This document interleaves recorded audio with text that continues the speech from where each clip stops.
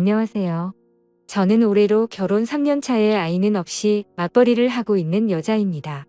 우리 부부는 결혼 전부터 개인적인 성향을 중요하게 생각했고 서로의 사생활을 지켜주기로 약속을 한 상황이었어요. 그런 분에서 잘 맞았기 때문에 결혼까지 무리 없게 갈 수 있었죠.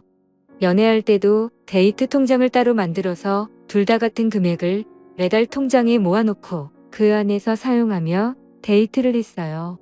결혼할 때도 그런 성향이 이어졌고 양가 부모님께 손 벌리는 게 싫어서 남편과 제가 5천씩 모아서 1억만 들고 그 돈으로 전세 껴서 집도 얻고 혼수까지 다 맞추고 결혼했습니다. 맞벌이를 계속했기 때문에 생활비로 남편과 제가 200만 원씩 통장에 모아서 그 돈으로 대출금 갚고 한 달 생활하고 남은 돈은 부부 공동 비상금으로 모아뒀어요. 200만 원을 제외한 나머지 돈에 대해서는 전혀 터치하지 않기로 합의했습니다. 집도 각자 챙기고 효도는 스스로 하는 걸로요. 어른들은 저희처럼 정확하게 반반 나누는 결혼이 이해가 안 간다고 하시는 분들이 많은데 어떤 면으로는 굉장히 편하게 살 수 있더라고요. 쓸데없이 싸울 일도 없고 감정 소비도 줄어들어요. 서로 배우자 간에 크게 바라는 것도 없고 상처받을 일도 없습니다.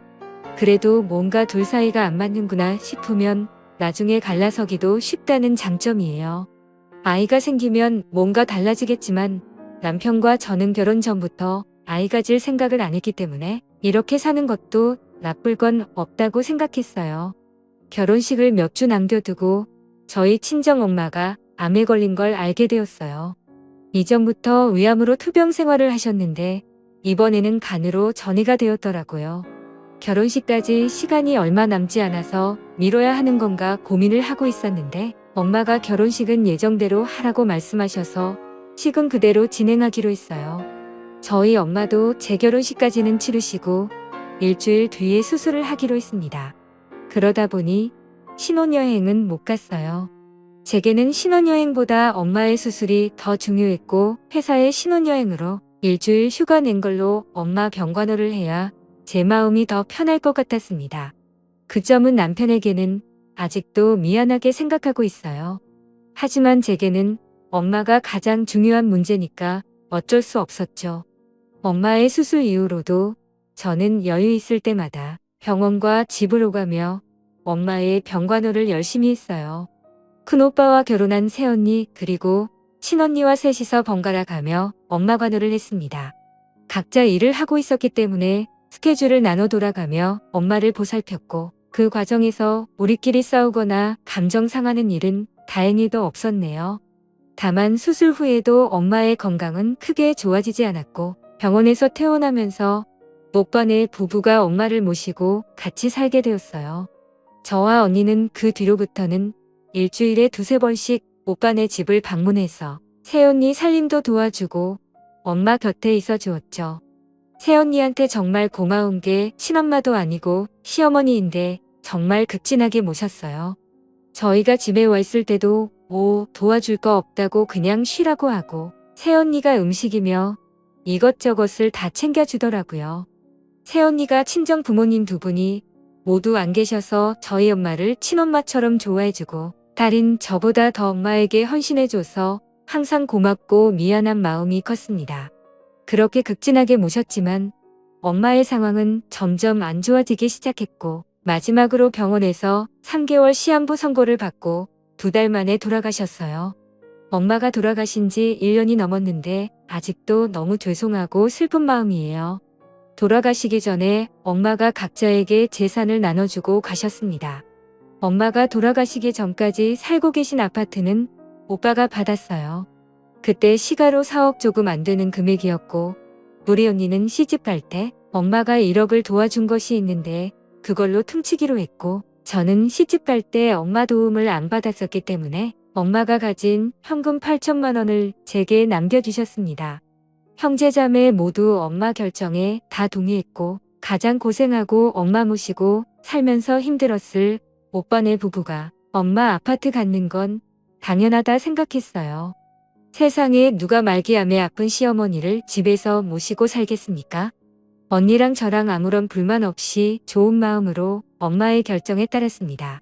그런데 엄마 돌아가시고 나서 저를 위로해 줄 줄 알았던 남편은 재산 분할에 아쉬워하더라고요.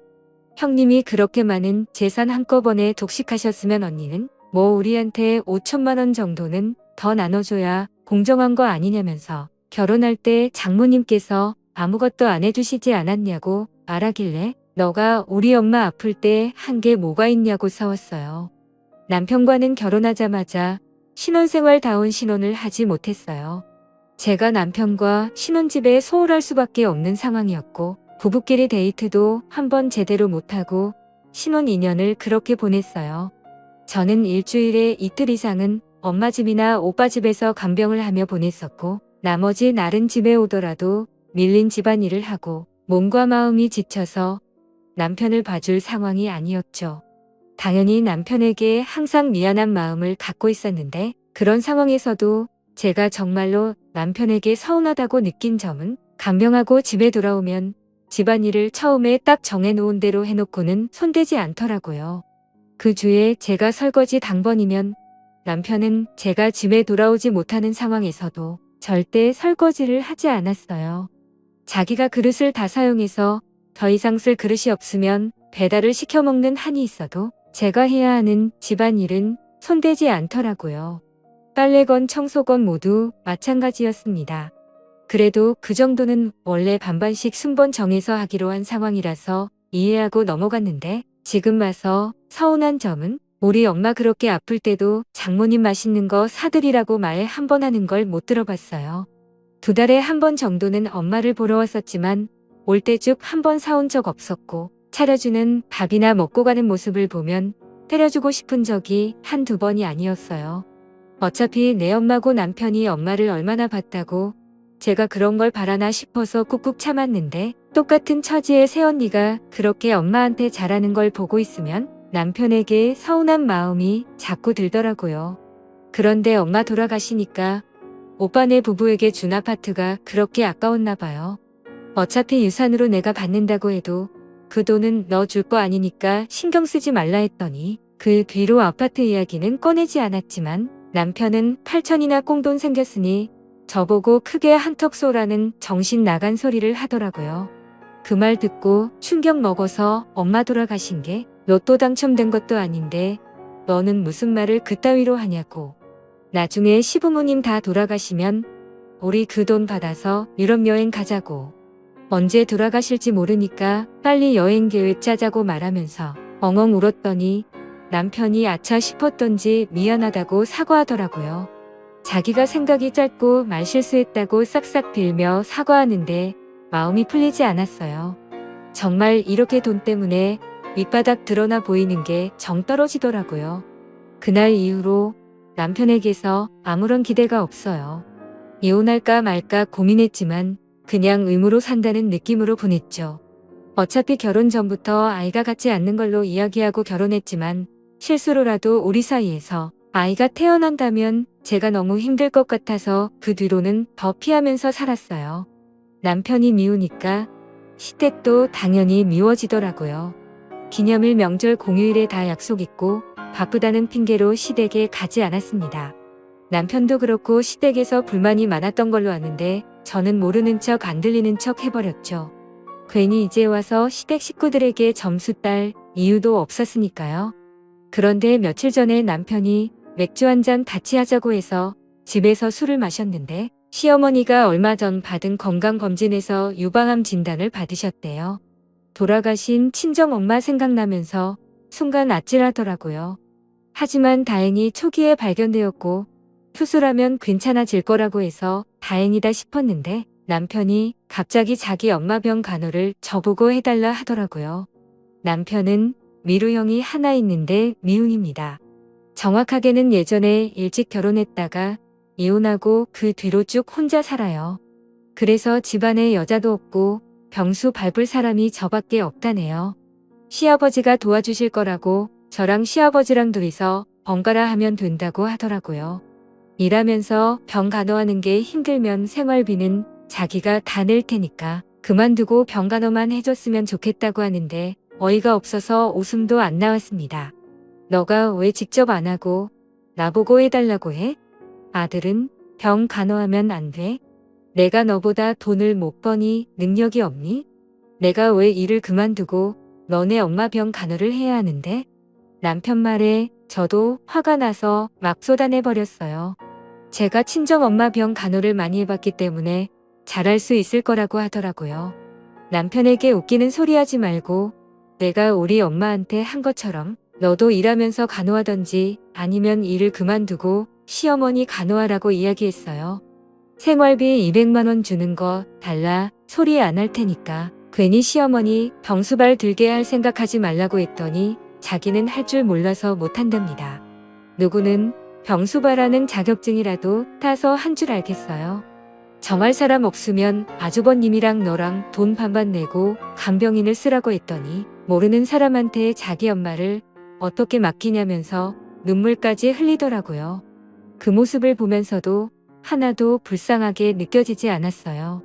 남편에게 너가 우리 엄마한테 한 걸 생각해보라고.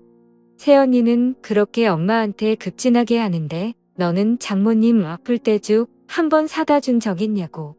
차라리 내가 시어머니 병 간호를 할 바야 우리 새언니 아프다고 하면 내가 직접 간호해 줄 거라고 말했더니 저보고 못 대처 먹은 년이라고 상욕을 하더라고요. 갑자기 남편한테 상욕 듣고 머리가 멍해져서 그냥 이혼하자고 했어요. 이혼하고 너네 집 들어가서 살면서 직접 병수발 들고 살아라고 했죠. 남편이 이혼 이야기 듣고 그제서야 정신 차렸는지 간병 안 해도 된다고 자기가 형이랑 간병인을 쓰던지 알아서 하겠다고 말했지만 이미 때는 늦어버렸어요. 예전부터 남편에게 서운하고 우리 엄마 돌아가셨을 때 했던 일들이 다 생각나서 뻔뻔하고 자기 생각만 하는 남편이랑 더 이상 못 살겠다 싶었습니다. 아무리 신경 안 쓰고 산다 해도 시어머니 아픈데 한 번도 안 찾아가 볼 수도 없고 간병을 제가 하고 싶은 생각은 절대 없지만 안 하자니 신경 쓰일 게 뻔하잖아요. 남편과 정말 안 맞는데 이쯤에서 이혼하고 각자 사는 게 맞겠다는 생각이었습니다. 그냥 이혼하는 게 좋겠다고 진지하게 이야기했는데 남편은 어떻게 시어머니 아프다고 이혼하고 도망갈 생각하냐고 저보고 제정신 아니랍니다. 친정엄마 아플 때 남편이 새언니 하는 거 반에 반만 했어도 제가 아픈 시어머니를 모른 척 하지는 않았을 거예요. 반반 결혼한 거 다 좋은데 자기가 하기 싫은 일은 절대로 안 하면서 왜 제 도움만 받으려고 하는지 이해 못 하겠더라고요. 어차피 참고 살아봐야 남편이 앞으로 저를 더 원망할 것 같아서 그냥 서로 감정 더 나빠지기 전에 이혼하자고 했습니다. 아이도 없고 복잡하게 나눠야 할 재산도 없으니 지금 그만하는 게 맞다 싶었어요. 남편은 당장 이혼할 수 없다고 시간을 좀 갖고 생각해보자면서 지금은 짐 싸들고 시댁으로 들어가 있는 상황이에요.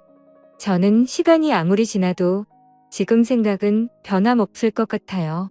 남편이 뭐라고 하던 이혼하고 혼자 살 겁니다. 반반 결혼하면 간섭하지 않고 부딪히는 일 없이 편하게 살 줄 알았어요.